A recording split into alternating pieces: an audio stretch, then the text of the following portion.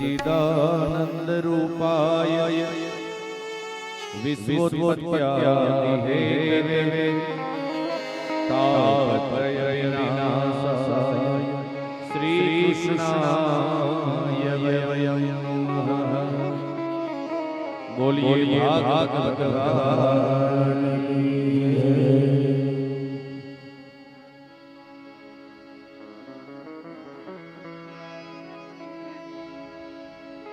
भागवत कथा ની અંદર 12 સ્કંદ છે, 18,000 શ્લોક છે અને 335 અધ્યાય છે।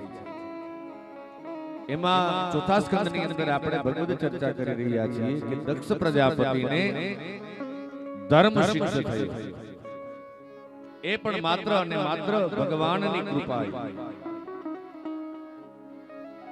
નસીબ પરિવારને માધ્યમ બનાવી અને આજે આવું સુંદર મજાનું આયોજન દેવગામના આંગણે થયું છે અને દ્વારકાધીશ ભગવાન વાંગમય સ્વરૂપે પધાર્યા છે।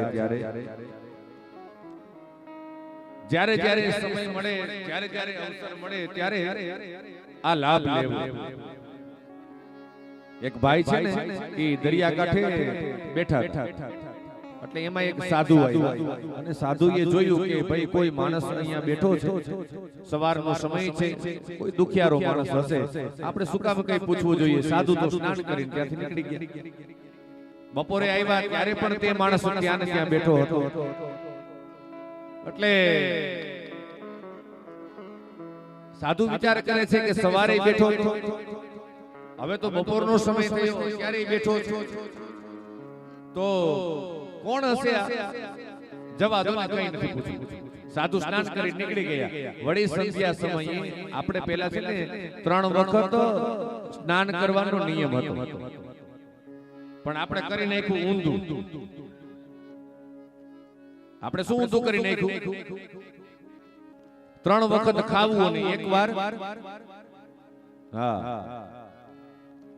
નકર સ્નાનનો નિયમ છે 3 વખત। એટલે સાધુએ જોયું કે ભાઈ માણસ બેઠો છે, સાંજના સમયે હવે સાધુ થી રહેવાનું નહીં, એટલે સાધુ સ્નાન કરવા ગયા અને જોયું કે સવારે બેઠો તો, બપોરે આ માણસ બેઠો તો, હવે તો સાંજનો સમય છે, કોઈ દુખિયારો માણસ હશે તો લાવો, મારાથી બને એટલી મદદ એને હું કરું।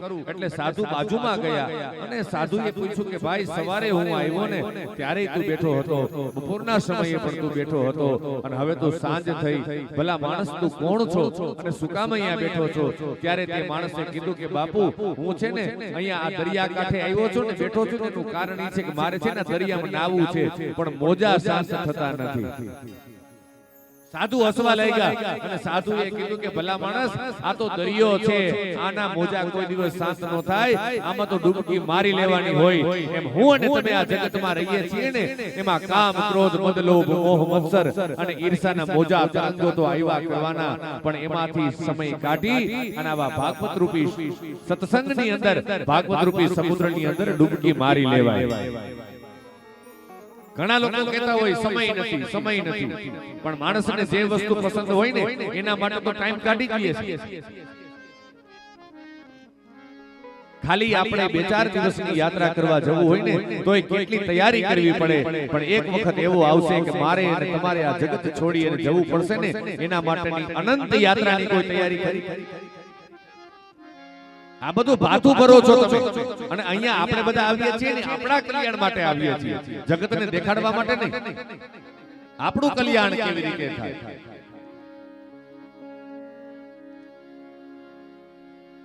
દક્ષ પ્રજાપતિને ધર્મ સિદ્ધ થયો, યજ્ઞ ભગવાન મહાદેવજીની કૃપાથી કે યજ્ઞ સંપન્ન થયો।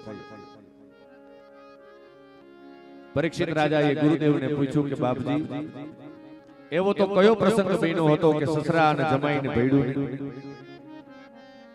એવું તો શું થયું હતું? અહીંયા સુખદેવજી મહારાજ કહે છે કે સાંભળો, એવો કયો પ્રસંગ બન્યો કે સતીનો ત્યાગ થયો ભગવાન મહાદેવજી? અને અહીંયા ગુરુદેવ સુખદેવજી મહારાજ પરીક્ષિત રાજાને કહે છે કે રાજન, એક વખતનો સમય છે, ત્રેતા યુગનો સમય છે અને દંડકારણ્યની અંદર ભગવાન રામ અને જાનકીજી જે સમયે નર અવતાર ધારણ કરી અને લીલા કરી રહ્યા હતા ને એ જ સમયે દંડકારણ્યમાં અગસ્ત્ય ઋષિના આશ્રમે ભગવાન મહાદેવજી કથા સાંભળવા માટે જાય છે. એક બાર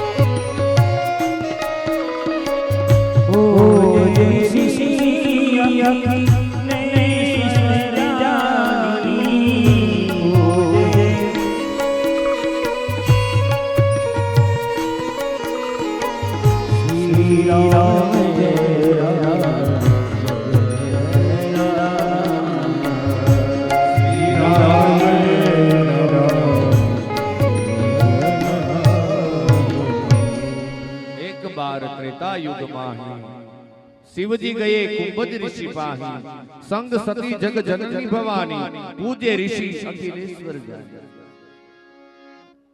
ત્રેતાયુગનો સમય છે. ભગવાન મહાદેવજી અને સતી રામકથા સાંભળવા માટે થઈ અને અગસ્ત્ય ઋષિના આશ્રમે ગયા. જે ભગવાનની કથા સાંભળી અને બહાર નીકળે છે ને એ જ સમયમાં ભગવાન રામચંદ્રજીનો અવતાર થયો છે અને ભગવાન લીલા કરી રહ્યા છે. અને અહીંયા ભગવાન મહાદેવજી સતીને કહે છે કે દેવી, આપણે જે ભગવાનની કથા સાંભળીને આવીએ છીએ ને એ જ ભગવાન અત્યારે લીલા કરી રહ્યા છે. તમે વંદન કરો. પણ સતી વંદન નથી કરતા. શું કામે? મનની અંદર શંકા કે આવો ભગવાન થોડો હોય કે જેની પત્ની ખોવાઈ ગઈ છે અને વૃક્ષને પૂછે, લતાને પૂછે, વેલીઓને પૂછે, ઝાડ પાનને પૂછે કે મારી સીતાને ક્યાંય જોઈ છે, મારી સીતાને ક્યાંય જોઈ છે. આવો ભગવાન થોડો હોય. અને જો ભગવાન હોય તો એને ખબર ન હોય કે એની પત્ની ક્યાં છે. એટલે સતીએ બનાવટી ભક્તિનું રૂપ લીધું, સીતાજીનું રૂપ લીધું અને એક પથ્થર ઉપર બેસી ગયા કે હવે ભગવાન રામ બ્રહ્મ છે કે મારો ભ્રમ છે, હમણાં હું ઓળખાણ કરી લઉં. અને અહીંયા ભગવાન રામચંદ્રજી અને લખનલાલજી બંને ચાલ્યા આવે છે અને સતીએ બનાવટી ભક્તિનું એટલે કે બનાવટી સીતાજી બની અને એક પથ્થર ઉપર બેઠા.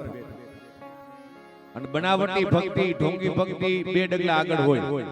મીરાબાઈએ કીધું ને, શું કરીએ સામળિયા અમે કેમ કરીને તરીએ, શું કરીએ સામળિયા અમે કેમ કરીને તરીએ. દેવ મંદિરે દર્શન જઈને દસિયા નોગા કરીએ રે. દેવ મંદિરે દર્શન જઈને સાસુ સસરા જો માંદા પડે તો આડાનું ઉતરીએ રે. શું કરીએ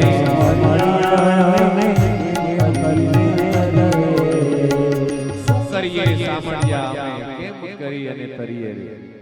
દેવ મંદિરે દર્શન જઈ અને મોટો દાતાર હોય એમાં ખીચામાંથી દસિયું કાઢીને ઘા કરે. સાસુ સસરા જો માંદા પડે તો આડાનો ઉતરીએ રે.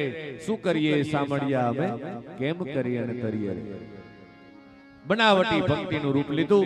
એક પથ્થર ઉપર બેઠા છે માં અને ભગવાન રામચંદ્રજી આવ્યા અને અહીંયા રામચંદ્રજી વિચાર કરે છે, ઓહો આ તો મારી માં જગદંબાનું રૂપ, મારી માં જગદંબા છે અને બનાવટી સીતાજી બની અને પથ્થર ઉપર બેઠા છે. આવ્યા બાજુમાં આવી અને બે હાથ જોડ્યા છે અને એક જ સીધો પ્રશ્ન પૂછ્યો, કહેવું બહોરી કહા પ્રિસ કે તું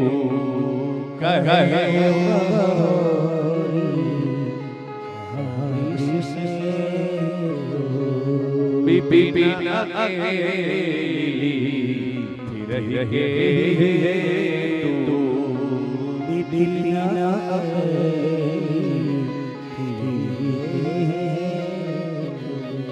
ભગવાન વાહી ગયા આ તો મારા માં સતી છે સીતાજીનું રૂપ લીધું છે બે હાથ જોડ્યા બનાવટી ભક્તિથી તો ભગવાને હાથ જોડ્યા બે હાથ જોડ્યા કહે વો બહોરી કહા બ્રિસ કે તું કહે વો બહોરી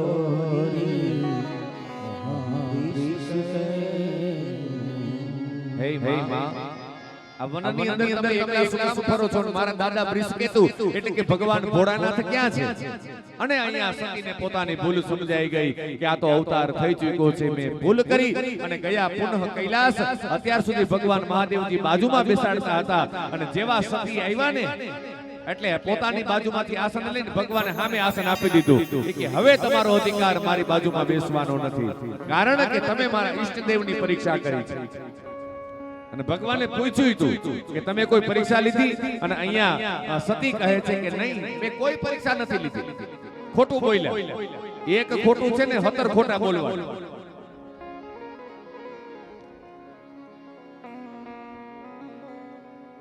અને પછી તો ભગવાન મહાદેવજીએ સતીનો ત્યાગ કરી દીધો સત વિચાર કરવા લાગ્યા કે આવી રીતે તો હવે જીવવાનો કોઈ અર્થ નથી આના કરતા તો દેહ પડી જાય એ બરાબર છે અને યજ્ઞકુંડ દક્ષ પ્રજાપતિએ યજ્ઞ કર્યો અને યોગાગ્નિની અંદર માં સતીનો દેહ એ શિવાર્પણ થઈ ગયો અને સતીનો બીજો જન્મ થયો હિમાલય અને મૈનાને ત્યાં પર્વત પુત્રી બન્યા છે બહુ તપ કર્યું છે માતાજી 12 વર્ષની ઉંમર છે અને 12 વર્ષની ઉંમરે ભગવાન શિવજીનું આરાધન કરે છે